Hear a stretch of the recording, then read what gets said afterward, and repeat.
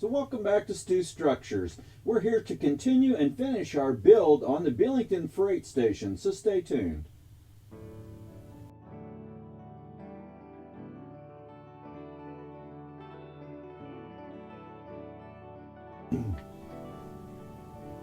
So welcome back to Stu Structures. I am Mark Stewart, your favorite ferroequestrianologist, and we are here to continue our build on the freight house from Belington, West Virginia on the B&O Railroad.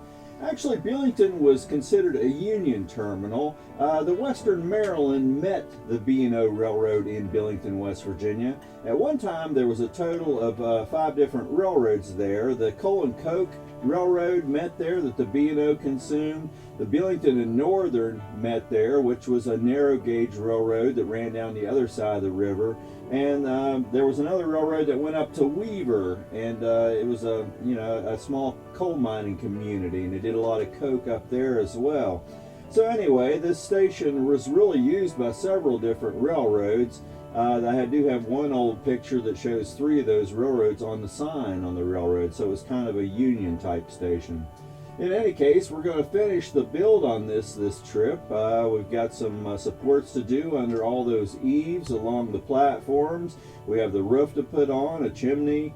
I've got that extra 100 feet of platform that I still need to build that I'm going to put on there. Originally, there was 300 feet of platform that went beyond this building, at least according to the original drawing.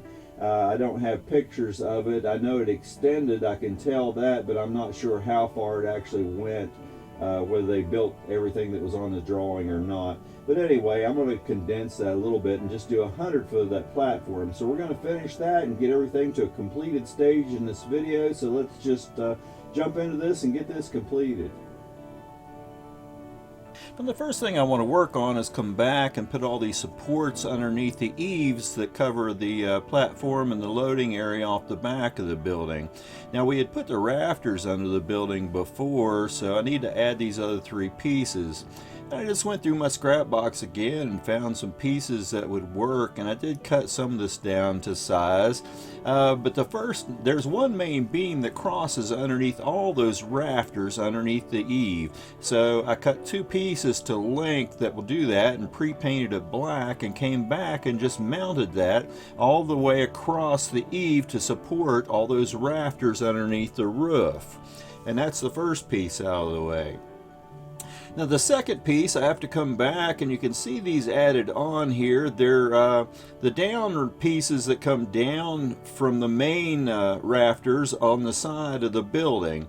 And I just pre-cut all these, painted them black, and since I had added the trim on the building earlier, I had to come back and just cut some pieces of this to go back in there so they would set right on the building. And then the arm that comes down to support that main beam we put on to begin with, there's a bunch of these little arms that go on there, so I pre-cut those. And then the 45-degree angle board, I went ahead and pre-cut all those as well. And you can see them taped down to a board here. This is just the way I take them outside to rattle can paint everything black. And then I come back and I put all those main extensions that come out from the building, and the supports the main rafter support beam. And then I come back and add all these angled 45-degree boards in place. And then once all those are in place, all the supports for both eaves on both sides of the building are complete, and we can move on to another chore. Now, this building had a really unique gutter system on it. I don't know how unique it is. I haven't seen it a whole lot other than on some B&O buildings. But basically, it's kind of a trough that is down at the bottom edge of the roof, and it's sheet metal and wood supports, and it creates basically a gutter across the entire top of the roof. And so to start this out, I'm going to come back with some black construction paper, and I'm just going to put it across the whole bottom part of where that trough system will go on the roof. And right before I do this, I also draw all the lines across the roof for doing my roofing as well, just to make that easier before I go into doing this gutter system. Now to make the gutters, I'm going to use a lot of this 2x3 scale lumber and cut pieces for this and build all the support structure. And you know, with both sides and these every couple feet on center, there's a whole lot of these. So I break out the chopper and cut, you know, 100 and some of these guys here. And then I just use a sheet of paper with the lines on it, and I come back and use that to keep everything semi-square and just start gluing all my pieces 2 foot on center on those boards once I marked them.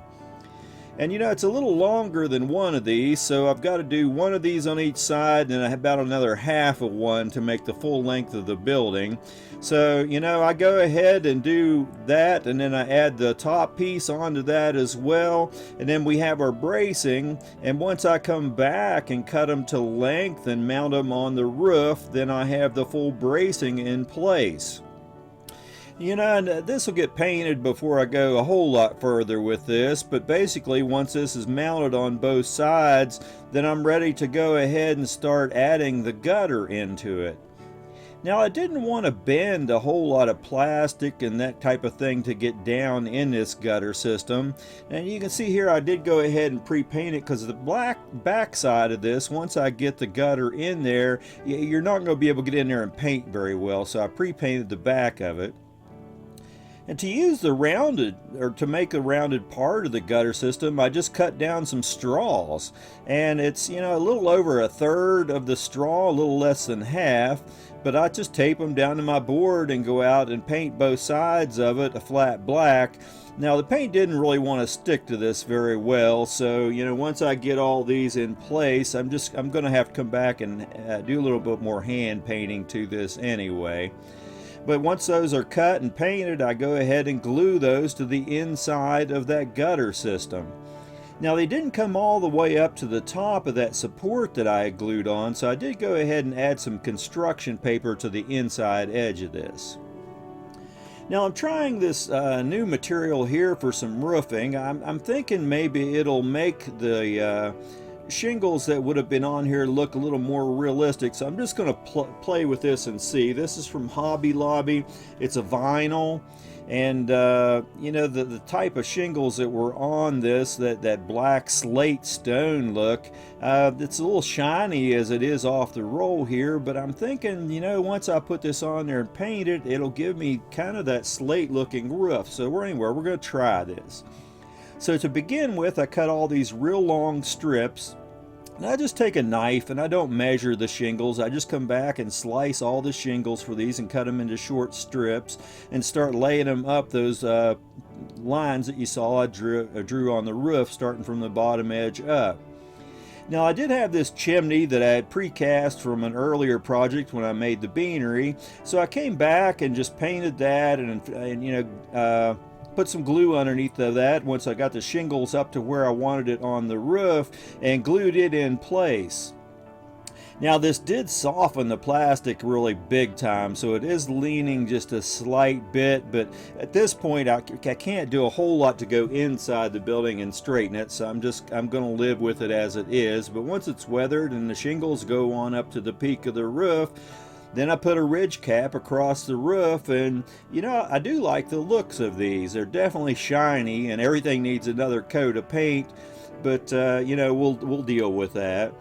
So you know, here's that ridge cap. Then once I put the paper on the inside of that and come back and glue this ridge cap across the whole top of that, and that'll hide all the imperfections and everything from the inside of the gutter system. And I just come back and put black paint on that to match everything else, and go ahead and add that same flat black paint to the roof. Prior to the painting of the shingles themselves, the ends of the gutters get this piece out on the ends that create the end of the gutter, so I go ahead and glue those in place and then put flat black on the roof. Now one end of the platform gets a staircase that's as wide as the platform, so I drew this out on paper, and you know, I'm just going to come back and cut all the riser pieces for that. And to support the risers, I'm just using this real small pieces of styrene and gluing those into place. And then you know, once those are glued into place, and I just do this on my paper drawing, But once those are glued into place, then I come back and cut the width of my risers, which is the same width as the platform out front, and then just glued all those onto the the stair risers to create my stairs. Now the center supports I just came back and cut individually, and then glued those into place in between using that same paper that I laid out the stairs with. Glued a piece to the bottom of it for the concrete and put black paint on it, and voila, we have a set of stairs for one end of the platform. Now, this is just a picture of it setting next to the building. I don't want to glue it on right now because I'm storing these temporarily, and this just breaks off too easy. Now we need to start putting that extension off of the platform out at the other end, and this is kind of the drawing the way it was. It didn't have a solid concrete footer, it had individual pillars. So I'm going to come back and look at what I need, and I've got these pieces here that I can use for the basic rafters or supports under the decking. I have more of this real thin basswood that I used for decking in the building, so that's the right size and it meets up with what I've got inside already. And then I have these large square pieces that I'm just going to cut and use for the foundations or the concrete pillars that come up to support all that. So to begin with, I'm just going to, cut a frame for the decking itself. And, I just cut 45s on the corners to give nice meets and gluing in the corners. Then I come back, and everywhere there's pillars at 10 foot on center underneath, I put a cross brace underneath of it where those pillars will rest on. Then once those are in place, I come back and just put right down the center another support for the decking as well. This is just kind of thin and I don't want it to warp on there, so this will give it plenty of good structure. Then the decking, I just cut it to width. I turn it up and use an upside down knife to scribe all the boards in the top of it, and then come back and glue it to the top of the deck. And I just turn it upside down and put weights on all this every time I glue something to make sure it stays nice and flat and doesn't warp on me. But basically at this point, that's the major top part of the whole frame and everything in place. Just a quick, simple, easy build. Now for the legs, I did use my chopper because this square material, I want to make sure every leg is exactly the same height so that they all touch the ground the way they should. And just come back and glue those on and put paint on everything, and this is just a very simple build. Now the one end does not have concrete pillars underneath of it because it meets up to where the building ends and is supported by the concrete on the building itself, but all the other cross braces have concrete pillars underneath of them, so that part of this is done. You can see from this drawing, this end actually had two sets of staircases, one next to the building and one off the very end of the platform. And I just went through my stuff, and then some of that miscellaneous parts by that I had. I found these two short staircases which come up to about the right height for this. So I'm just going to go ahead and use these versus making a couple more. And I just glue some styrene onto the bottom of them to use for the concrete platform they came down on, and we have ourselves a couple of stairs. Now the other detail that I need to add to the building are these downspouts on all four corners that connect to that odd gutter that I put on the building. So I just took styrene, boiled some water, and got it hot enough to bend it, and came back and then painted them all black, and just came back and glued them onto the end of the building. Now one of these is a little messed up where I didn't come back and make another one. I probably could have, but it really doesn't show that much, so I just used them as is. All the parts are just laying here together on this turntable. The stairs are not glued and the platform is not glued to the building, but I'm going to store these all in a box, so I don't want to glue it all together because it would make it hard to store, and I'm probably going to snap off the staircases. But you can see the big one down here laying at this end that goes on this end of the building. And as we come on around the building, you can see the detail and stuff. The roof's got a little dusty, so it needs to be dusted. The platform, you know, once it's glued down to the ground, you got the staircase where it meets the building, and then you'll have this other staircase laying here on the other end of the platform. But once all that's glued together and glued down to a table, this will look pretty good. So there you have the freight station in Belington, West Virginia completed. It's the first structure that I've done for the Belington area on my model railroad. That's going to kind of be the southernmost point of the railroad. It met some other railroads there. I'm not sure if I'm going to create that through staging or what. I guess I'll have to wait till I really get the space where I'm going to build my model railroad and figure out how to deal with it and see how much space I've got and what I can do with that space. In any case, I do want to include Belington. My main part of my layout will run between Belington and Grafton, West Virginia, and then there'll be some staging and stuff for Grafton as well. But these buildings I'm doing for Belington, you know, this is the first one. I've got several buildings I want to do for Belington. I think one of the next ones we'll work on is probably a water tower and get it built there. It's something I didn't have to build for Grafton. I found a pre-made steel fab one, and I'm going to use it on the layout. So anyway, you know, thank you for coming back and sharing this time with me. I do appreciate you watching my videos. Share this information out there. A lot of people want to know, you know, how to do some of these things and really don't know how to do it. And you know, it'd be beneficial to them to be able to watch some of these videos, maybe pick up a point or two here and there, if nothing else, how not to do something.